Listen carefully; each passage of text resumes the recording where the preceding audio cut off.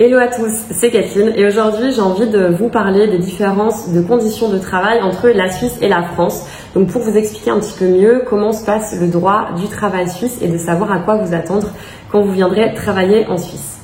Donc la grande différence c'est par rapport au temps de travail. Donc la durée du travail en France elle est de 35 heures voire 39 heures pour certaines professions. En Suisse, légalement, la durée du temps de travail est de 42 heures. Voire 45 heures en fonction de certaines professions. Donc ça c'est la durée légale, mais ce qu'il faut savoir c'est que dans les faits, dans la pratique, énormément d'entreprises sont sur 40 heures par semaine, donc ça veut dire 8 heures par jour. Donc oui, c'est plus qu'en France, c'est vrai, mais en même temps, les Suisses accordent une très grande importance à l'équilibre vie privée, vie professionnelle et permettent dans 75% des entreprises, donc 75% des entreprises, d'avoir une flexibilité au niveau de vos heures d'arrivée et de vos heures de départ de l'entreprise. Donc ça veut dire que vous êtes sur des horaires variables, donc vous ne devez pas arriver à 8 heures précises ou partir à 18 heures précises. Dans la plupart des entreprises, si elles ne sont pas soumises à l'accueil de clientèle ou de patients, ont l'opportunité de proposer ces horaires variables. Donc, ce qui permet quand même d'avoir une grande flexibilité. Donc, je vous donne un exemple concret. Par exemple, l'entreprise peut choisir de dire à ses salariés, voilà, vous avez une tranche horaire, vous pouvez arriver entre 6 heures le matin et 9 heures le matin et partir le soir entre 3 heures l'après-midi et 6 heures l'après-midi. Donc ça, c'est au libre choix de l'employeur et la plupart des entreprises le font. À savoir aussi que y a énormément d'entreprises en Suisse qui proposent du home office, donc le travail de la maison.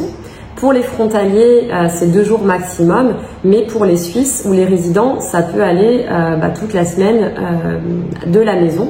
Donc ça, c'est vraiment pareil, ça dépend des entreprises, mais c'est quelque chose qui se fait beaucoup puisque les Suisses respectent cet équilibre vie privée, vie professionnelle et veulent aussi alléger le trafic en Suisse, réduire la pollution et éviter d'avoir trop de trafic aux mêmes heures et engorger les autoroutes et les frontières. Dans quelques jours, je lance une nouvelle formation qui est un guide complet pour venir travailler en Suisse.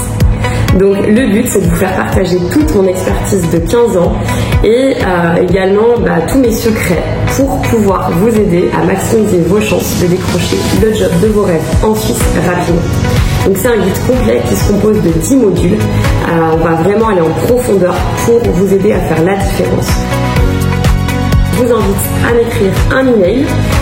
Vous écrivez en titre de l'email Prévente Formation Suisse et vous aurez la chance, si vous faites partie des 30 premiers, de bénéficier de 50% de promotion sur ma formation et surtout de recevoir un email avant tout le monde pour vous prévenir du lancement de la formation.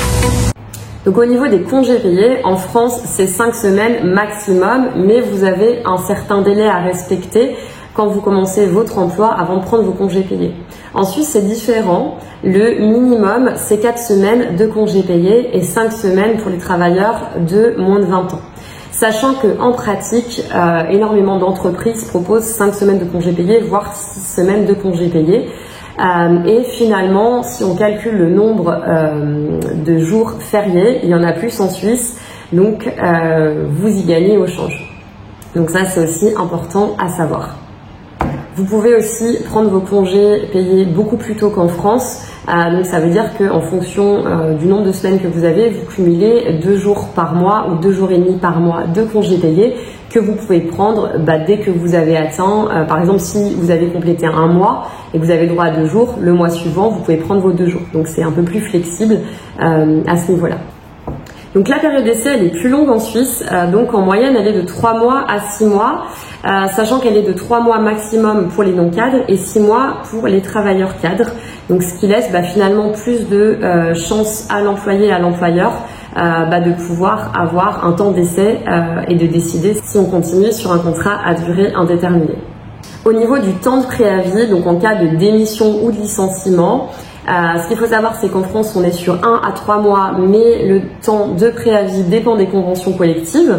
En Suisse, c'est pas pareil, ça dépend pas des conventions, mais ça dépend du temps que vous avez travaillé dans l'entreprise.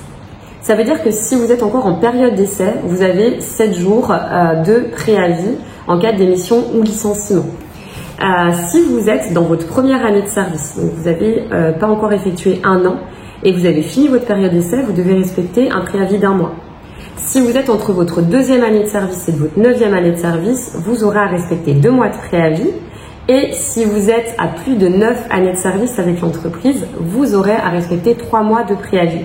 Donc ce préavis, il est à respecter autant pour l'employeur qu'en employé en cas de licenciement ou de démission. À savoir aussi que d'usage, il y a énormément d'entreprises qui proposent de libérer les employés de leur obligation de venir travailler en cas de licenciement. Donc ça veut dire que si une entreprise vous licencie, elle peut vous dire, bon bah voilà, vous rentrez chez vous, vous faites votre préavis à la maison et vous êtes payé pendant votre préavis. Ça se fait pas tout le temps, mais c'est assez d'usage en Suisse. Ce qu'il faut savoir aussi, c'est dans la plupart des entreprises en Suisse, la résiliation se fait à la fin de mois. Ça veut dire que, pour vous donner un exemple, si vous résiliez le 15 septembre, la résiliation sera comptée à partir du 30 septembre et il faudra que vous complétiez 3 mois. Donc ça veut dire jusque fin décembre pour avoir fini votre préavis de 3 mois. En gros, on compte pas date à date. Donc si vous résiliez le 15 septembre, vous n'aurez pas jusqu'au 15 décembre, mais vous devrez compléter jusqu'à la fin de mois. Donc ça, c'est important à retenir. Sachant que c'est le cas dans la plupart des entreprises, puisque c'est d'usage, c'est ce que préconise la loi. Sachez qu'il y a certaines entreprises qui peuvent, dans leur contrat, proposer une dérogation et faire de date à date, c'est-à-dire de dire que dès que vous résiliez, ça sera 3 mois de date à date. Donc si vous résiliez le 15 septembre, vous aurez jusqu'au 15 décembre. Si c'est précisé dans le contrat, ça peut être de date à date. S'il n'y a rien de précisé, ça sera pour la fin de mois.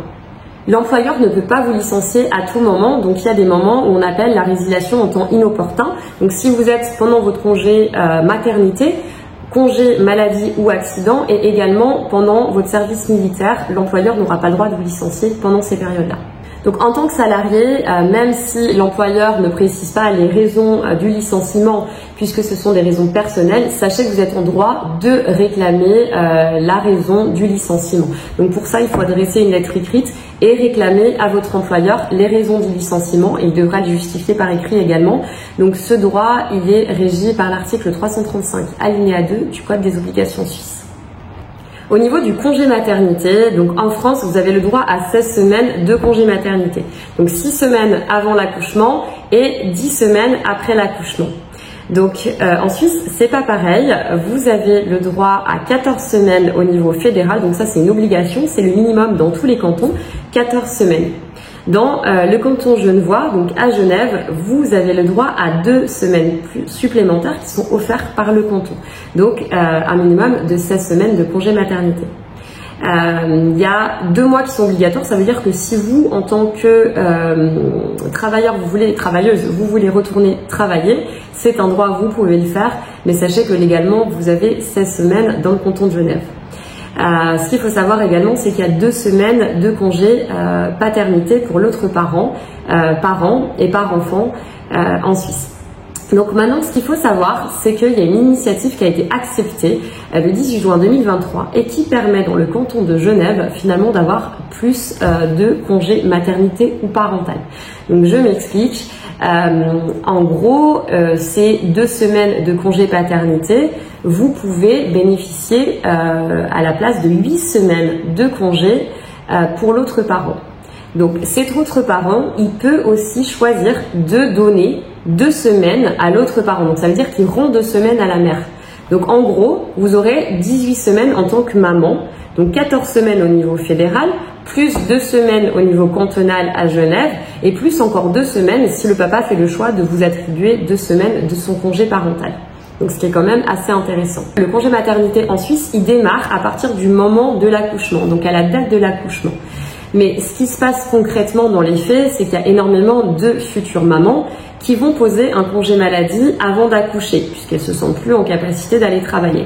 Donc certaines mamans peuvent faire le choix de travailler jusqu'à la date de l'accouchement, mais la plupart optent pour un congé maladie. Donc elles optent pour un congé maladie, c'est-à-dire que le médecin peut décider de les arrêter avant la date d'accouchement. Donc finalement, dans les faits, vous aurez plus qu'en France, puisque congé maternité plus congé maladie avant l'accouchement, vous aurez cumulé plus de semaines d'arrêt pour votre enfant. Sachant aussi que ce qui se fait beaucoup, c'est de réduire le temps de travail pour les derniers mois, voire les dernières semaines avant l'accouchement. Ensuite, vous avez également un congé pour allaiter, c'est-à-dire que vous avez des conditions plutôt qui sont aménagées pour vous pour pouvoir allaiter, donc soit tirer votre lait, soit faire venir votre enfant au travail, ou soit rentrer sur vos lieux d'habitation pour allaiter votre enfant. Donc ça, c'est un droit, ça va vraiment dépendre du combien de temps vous travaillez par jour, mais en moyenne, si vous travaillez 8 heures par jour, par exemple, vous aurez le droit à 1h30 par jour pour allaiter votre enfant. Bien évidemment, il y a encore énormément de différences entre le droit français et le droit suisse, mais je vous ai résumé les principales et les plus importantes. Si vous avez envie d'aller plus loin, je vous invite à souscrire à ma formation en ligne qui est un guide complet pour vous aider à venir travailler en Suisse. Il se compose de 10 modules et vous permet de finalement avoir toutes les informations pour faire la différence dans votre postulation en Suisse et comprendre mieux à quoi vous attendre en tant que futur travailleur en Suisse.